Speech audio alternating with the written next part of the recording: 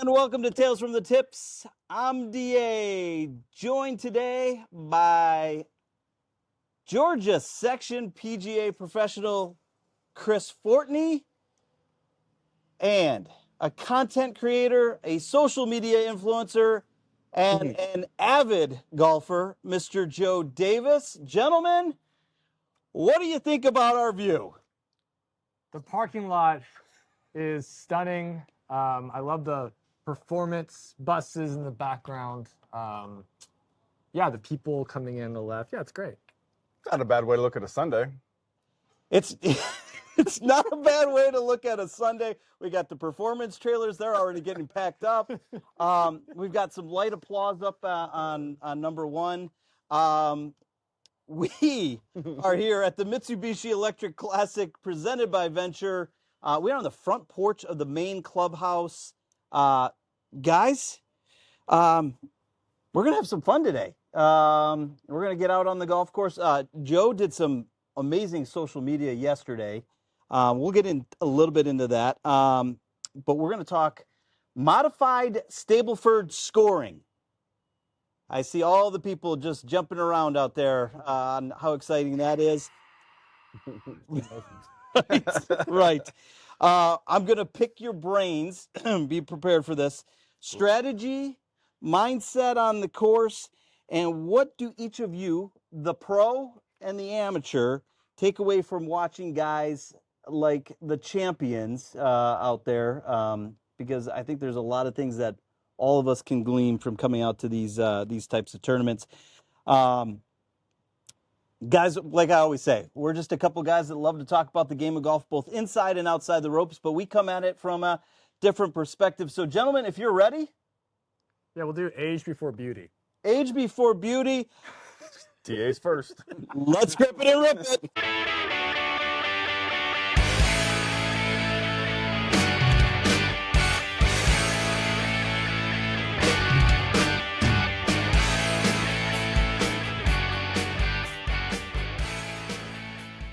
Okay, here we go. I've got a bunch of comedians today. Who wants to take on the definition of a modified Stableford scoring system? I mean, simplistically, it's a scoring system that rewards you for aggressive play. You know, you get points the more aggressive you are. If you're going to go for more eagles and force more things, at times that's, you know, point blank as simple as it comes. You know. So more aggressive play. More aggressive play gets you more points. There's a lot of points that need to be gotten today. Zach Johnson has a pretty healthy lead as he gets ready to tee off here. He just, as a matter of fact, he's out on the course, probably on number 2 by this point. Him, Retief Goosen, and Rory Sabatini in the final group. Ben Crane, David Duval, and George McNeil right in front of him. Our guy, Stuart Sink, had a tough day yesterday out here on the golf course. As a matter of fact, Joe, you've got some great content of Stuart. You want to talk through that a little bit? Yeah, he had a really interesting moment. I think it was maybe hole 5, if I'm not mistaken, 5 or 6, where he had hit his tee shot into a fairway bunker, and then his shot out of the fairway bunker landed short. And that's actually a new wall they've put in front of that green, and his ball was literally a foot in front of the wall. And what was fascinating watching him and his caddy go back and forth trying to figure out, all right, do I want to try to do this flop shot, or do I want to try to chip it a little bit back? They ended up spending about 60 seconds deciding, okay, this is the lie where we want to do, and he ended up putting it away from the green into this little patch of grass, so then he could get up and down and save his bogey. And with the Stableford scoring method, if you have a bogey, it's only a -1, Right. but a double bogey is -3. And so the difference between, you know, if you try to force it and you hit it off that wall, and it was a smart move in the end. It was pretty cool to watch all that happen. Yeah, and I was saying, I was watching that little video, and I loved how you had captioned it.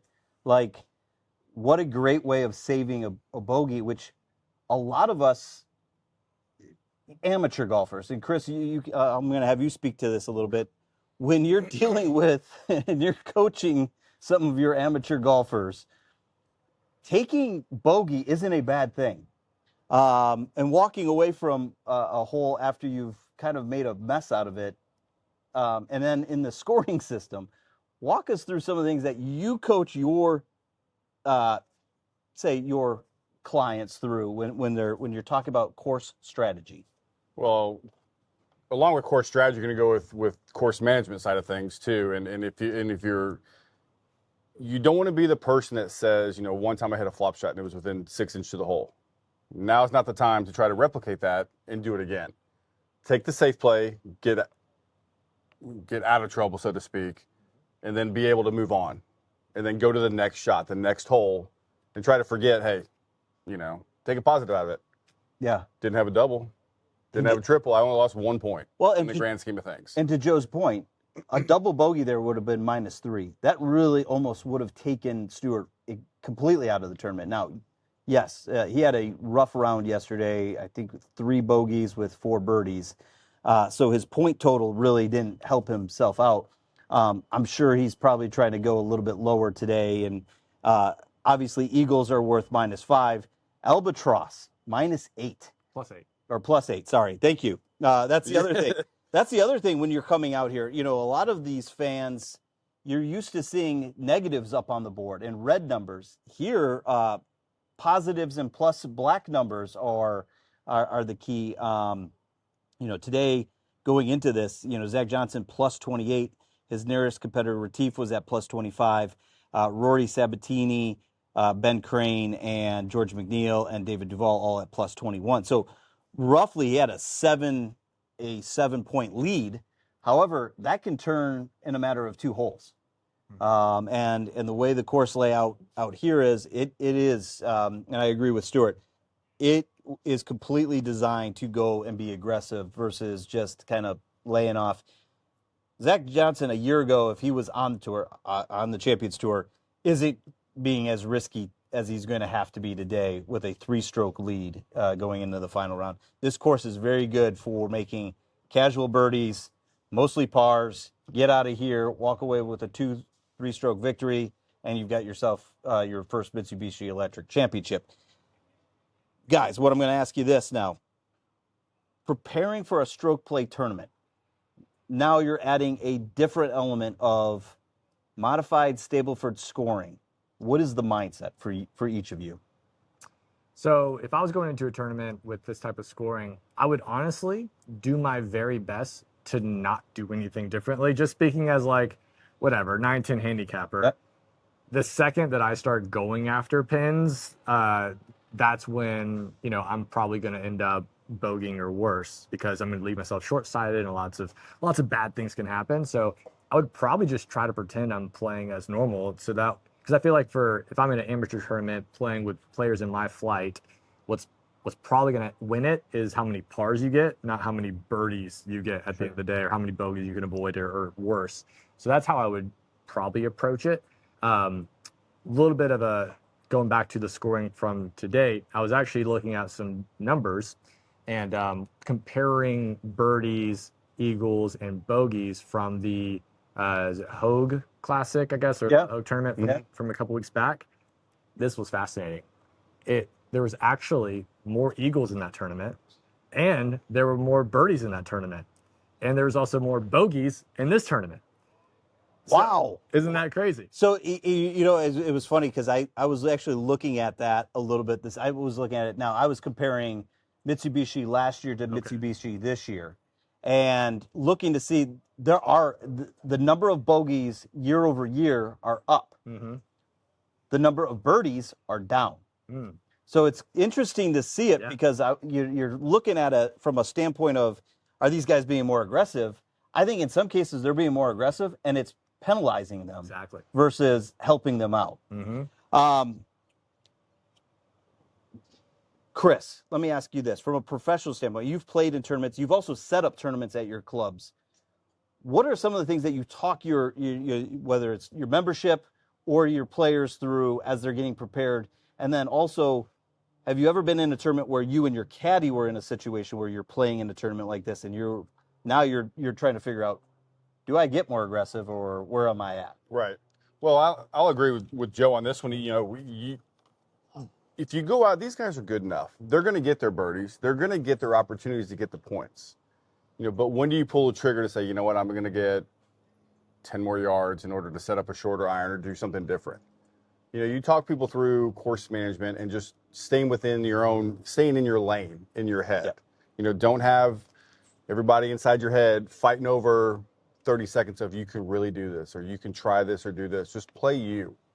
When I get out there, it's like, I know that I'm not going to hit this iron. I'm not going to cut it. I'm not going to be able to do it. So just do this instead. Right.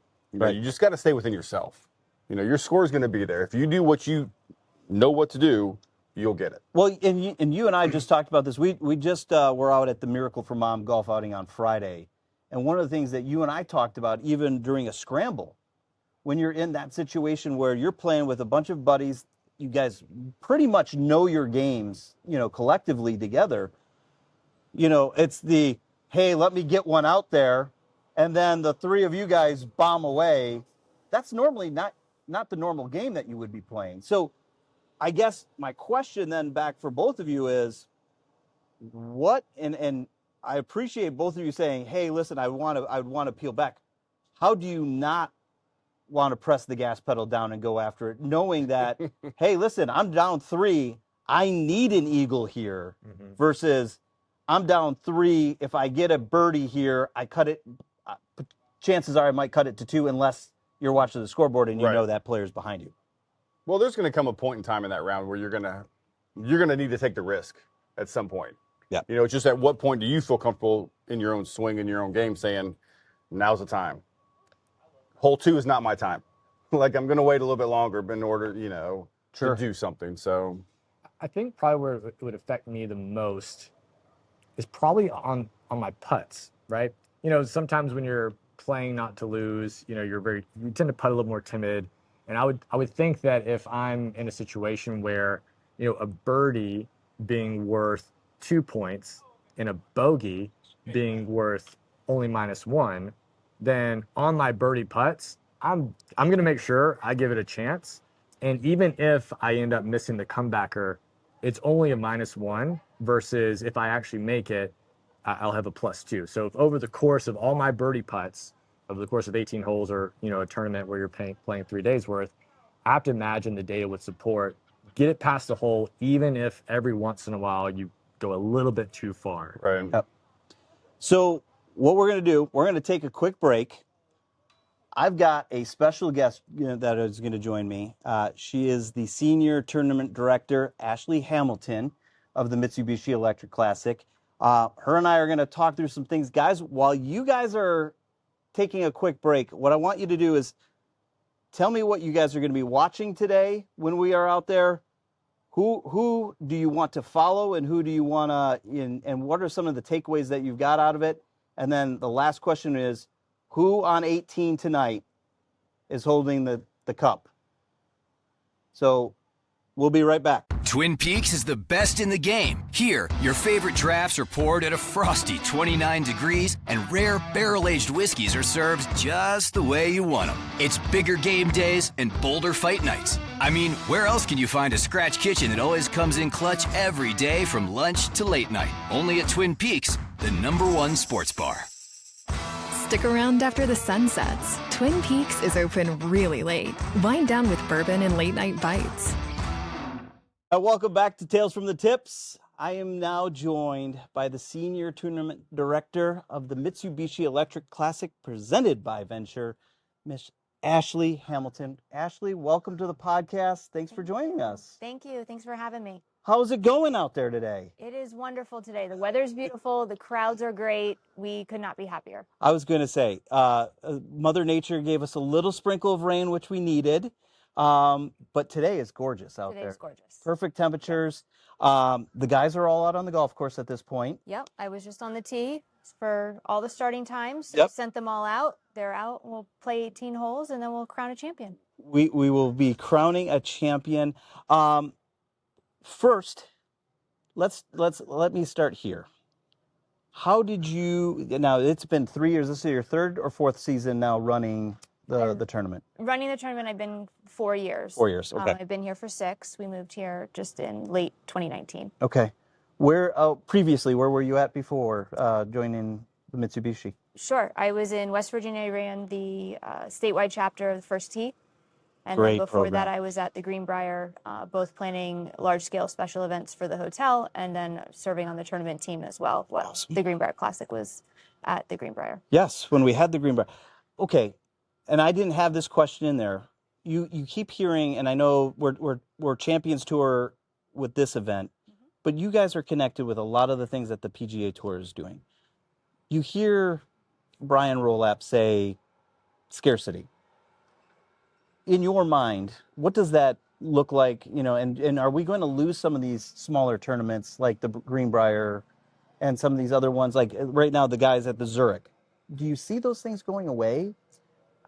On PGA Tour, you know, that's on their side. Right now, we have a very solid schedule on PGA Tour Champions. So I think that's going to be something that we're all just going to work through over the next few years. We haven't had many conversations about it on our side. Yeah.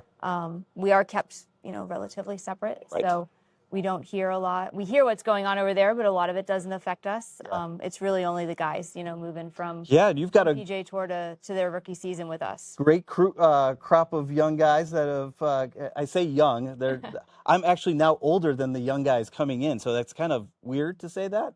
But obviously you have one of the rookies, Zach Johnson, currently leading. Yeah. Ben Crane right there in the mix. Now I will say he's now become a staple out there. Your tournament host, Yeah. Stuart Sink. He had a tough day yesterday. He did. I think he got a little aggressive. We were going back and forth. He said, "I hope I didn't use all my birdies up last Sunday." I said, "I don't think you used them all up, but let's do the bogeys kind of." Yeah. Let me ask you this question. Since you took over, you've made two massive impacts here for the tournament here locally with Community Impact. First was your Executive Women's Day, and then the second part is sustainability.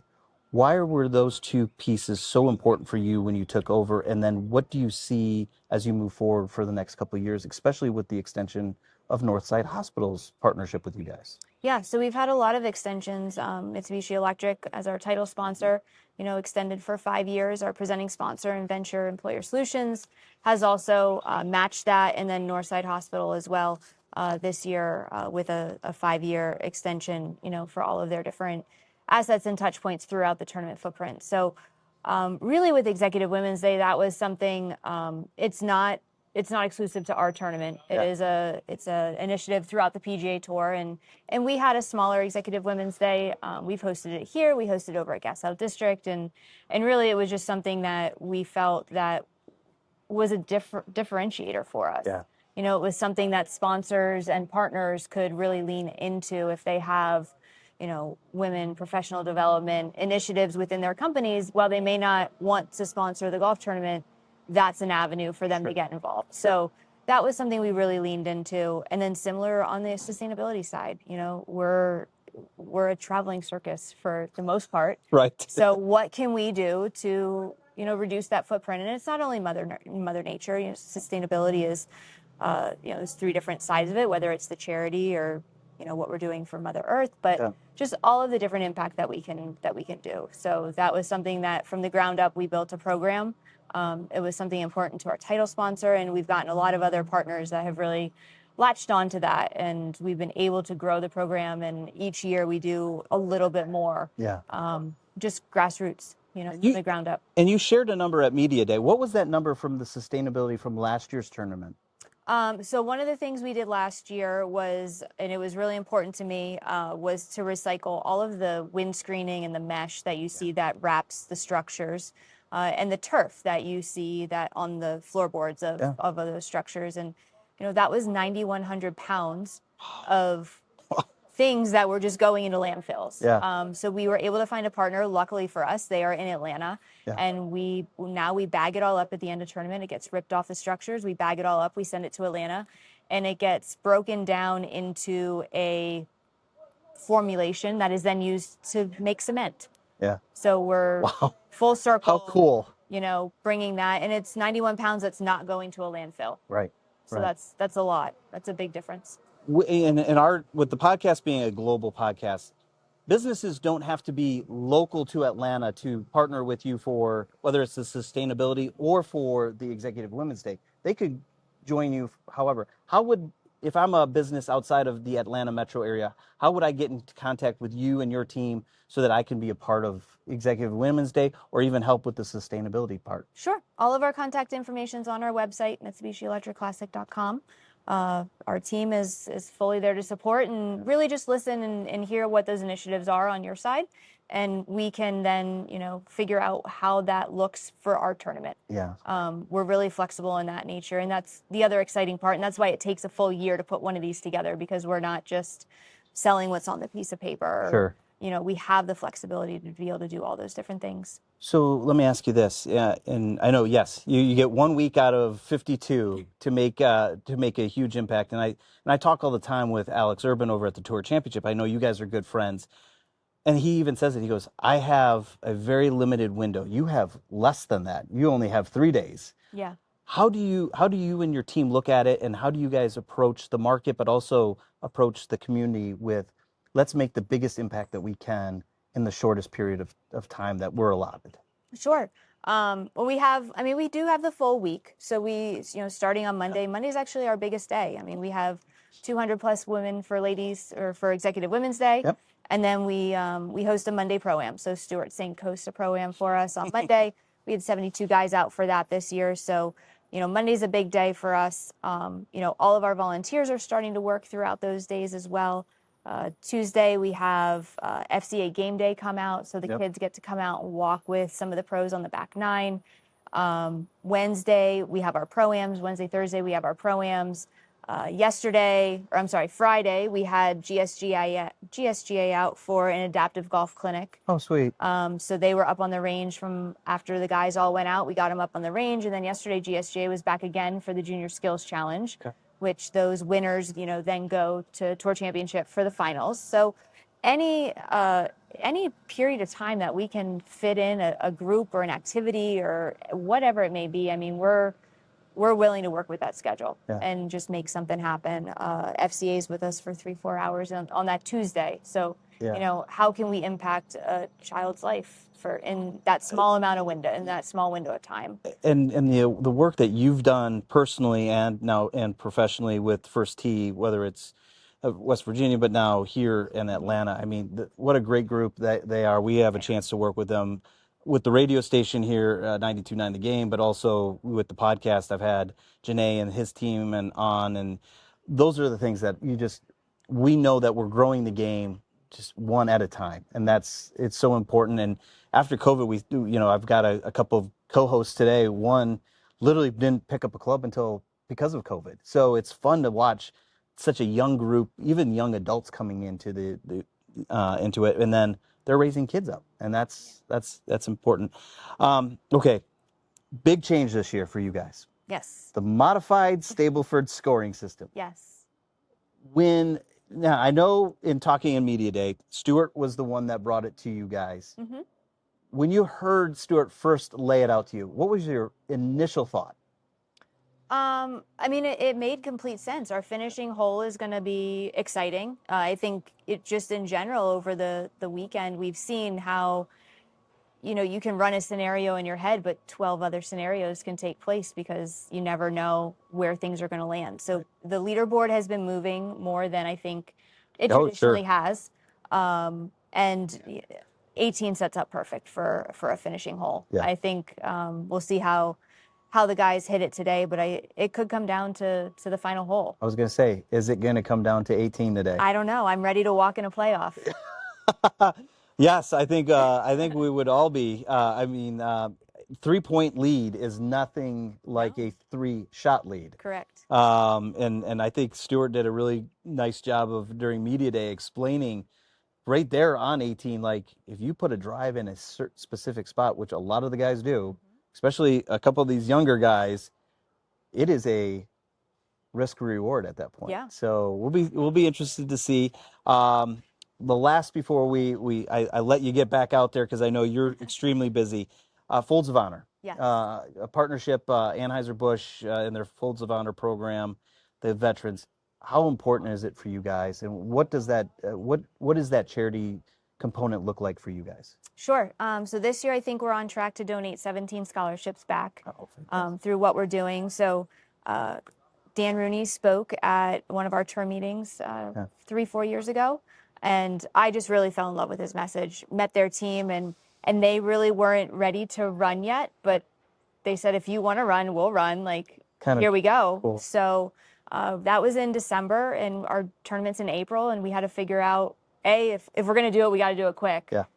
B, what are we doing? Yeah. And we had some partners jump on with us. So we had our first opening ceremonies that year, and this was our 3rd year doing it. Fantastic. So I think we'll be up to 50, if I'm doing math correctly, 50 right? total scholarships. Right. I'm not gonna 3 years. Yeah, I'm not gonna hold you to math on a Sunday of a tournament week. Yeah. I think we were at 33, and if 33 and 17 is 50, yeah.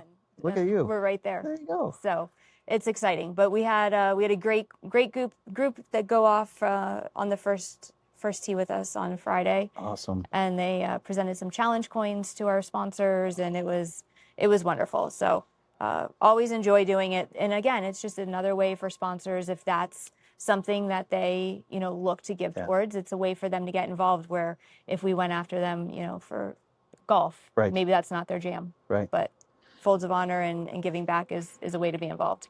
Okay, my next question. I promised I'd get you out of here, but I do want to ask, what is the vision? What's Ashley's vision for the tournament in the next couple of years? What changes could fans be looking for? Obviously, we had the scoring this year, and we've got some great initiatives. What are some of the things that you have on your target list? Because all good executives have a target list of things that they want to accomplish. What's on your list? We have a few things that we wanted to try and do this year. They didn't quite come to fruition. Just some fan experiences, some fan enhancements, whether it be different public viewing decks on a few of the different holes, and we'll see if that can pan out for next year. But awesome. Definitely it's fan focused and fan and family friendly. So awesome. That's where the vision is. I've got 2 of my 3 out here today. We've got a good group that came out because it is such a great family fun event. Yeah. And obviously TPC Sugarloaf, what a great exercise to walk out here if you're walking. A lot of the guys are riding this week. I would imagine. Sandwiched between 2 majors. Yeah, I was going to ask you about that because the PGA of America moved their senior PGA up to the week before. The guys used to have the week off. Mm-hmm. Did that make an impact on the pairings, or I mean, I should say the field? Yeah. We weren't sure. We weren't sure how it was going to go. Typically on our tour, we kind of play in what we call a 3 blocks, so 3 tournaments, and the guys get a week off. This year, we're sandwiched in a 4 block, and we're sandwiched between 2 majors. Right. So we weren't sure, but the field is strong. We have, 3 of the rookies. All 3 of the rookies are here. I'm excited to have them. So we only had 1 person WD after playing very well in the senior PGA Championship. So the field really didn't move much after that. Well, good. Completed. So we're happy with it. We were nervous. Yeah. We would be nervous if we didn't say we were. I'm not saying anything against the tour guys, but your field's much stronger than what's going on down in New Orleans. I'm just saying, even though I did pick the Fitzpatricks to win. The winds are stronger down there. Yes. Thank you so much for joining us. Absolutely. Thanks for having us out here. Really appreciate it. Really appreciate the partnership. If you guys want, check out the website, Mitsubishi Electric Classic. Ashley and her team will take really good care of you guys. Plenty of hospitality, plenty of opportunities to partner with your business. We have our station here locally is, and our podcast is. So thank you so much. Absolutely. And welcome back to Tales from the Tips. I want to thank again Ashley Hamilton, Senior Executive Director of the Mitsubishi Electric Championship presented by Venture, for joining us. Fascinating insights there. I've got Chris. I've got Joe. We've got a tournament on our hands, ladies and gentlemen, as we are recording the final round of the Mitsubishi Electric Classic presented by Venture out here at TPC Sugarloaf in Duluth, Georgia. Gentlemen, do you want to fill us in on what's happening out on the golf course right now? Some exciting things.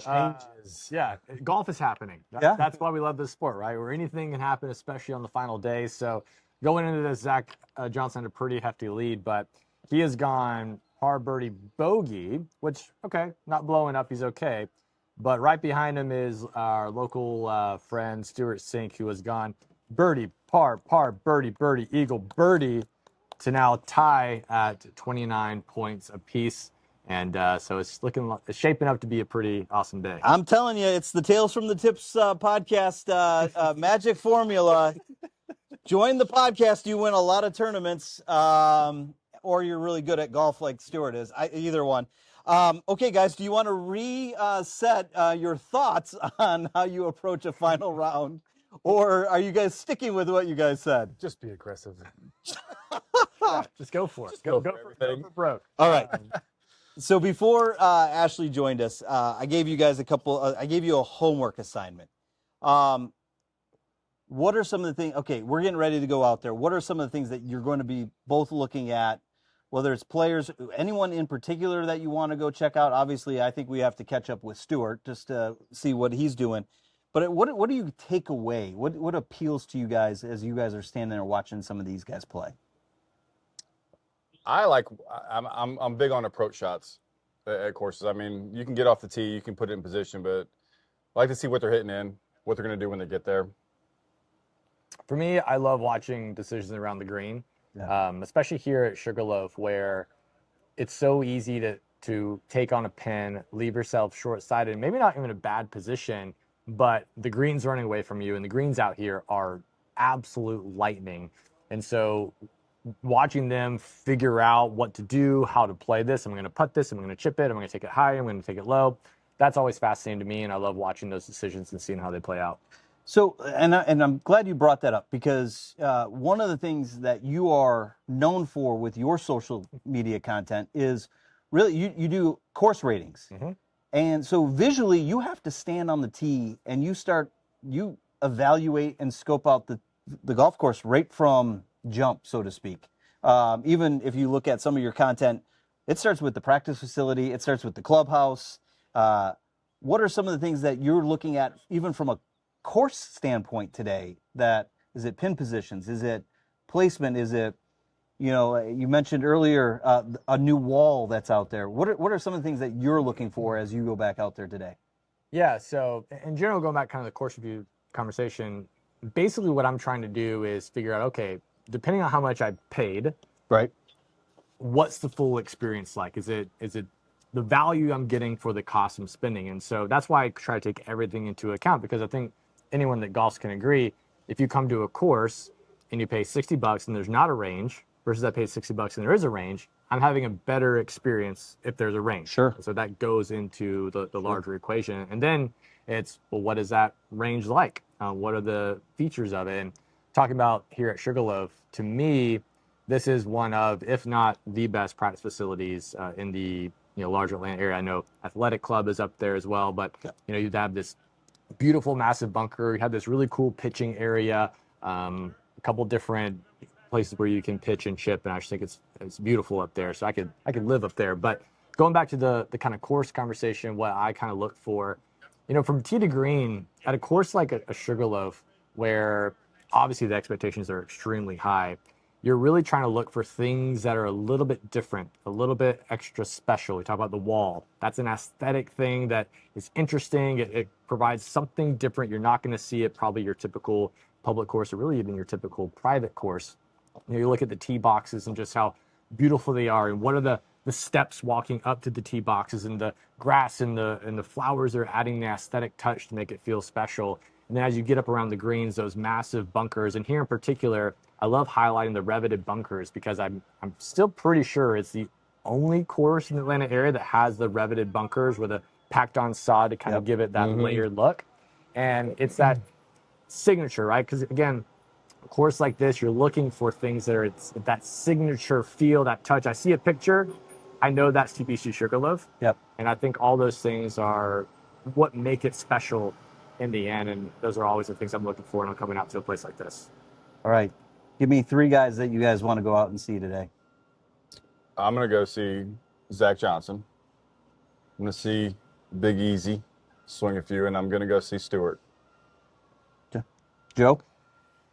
Yeah, I mean, it's hard to say I don't want to watch Zach Johnson and Stuart Sink battle out. I mean, obviously, being ATL golf, so I got to be pulling for the local guy, Right, Stuart. right. I'm a bias towards him doing well. Outside of that, I like watching the Spanish players.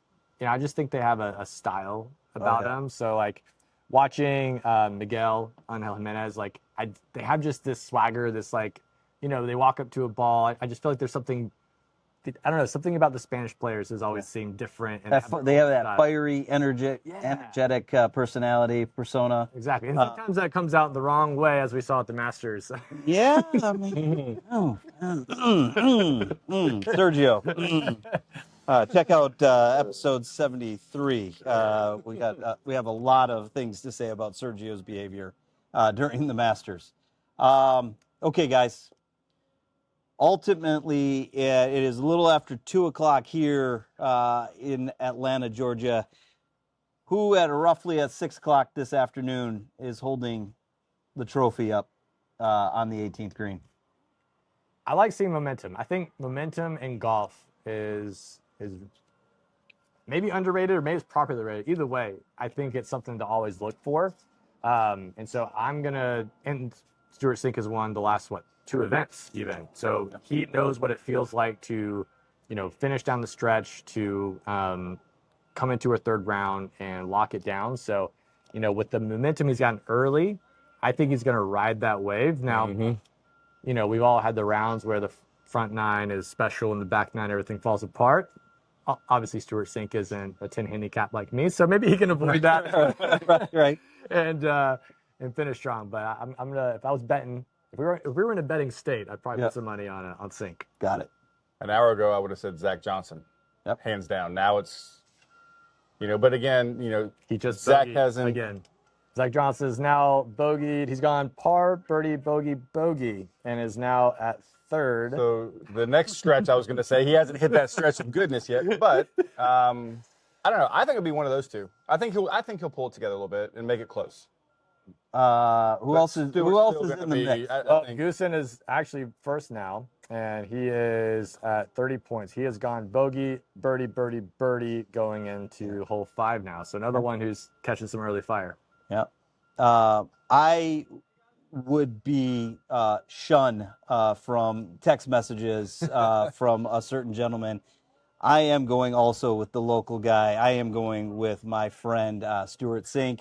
But keep an eye on Ben Crane as well. I have a feeling Mr. Crane will make a run as well. There's going to be some movement here. So, gentlemen, let's go watch some golf. We're going to have some fun out there. We've got family. We got friends. We got food. We got food. We got drinks. We got drinks. We got everything. We got beautiful weather. And we got a performance truck backing up right in the middle of the podcast. So that's how you know we're not faking this. This is not AI. This is not a fake set behind us. No green screen here. You can hear it right there. He's Joe Davis, ATL Golfs. Give him a follow. Give him a like. Subscribe. Listen to his podcast. I am extremely excited to be collaborating with him.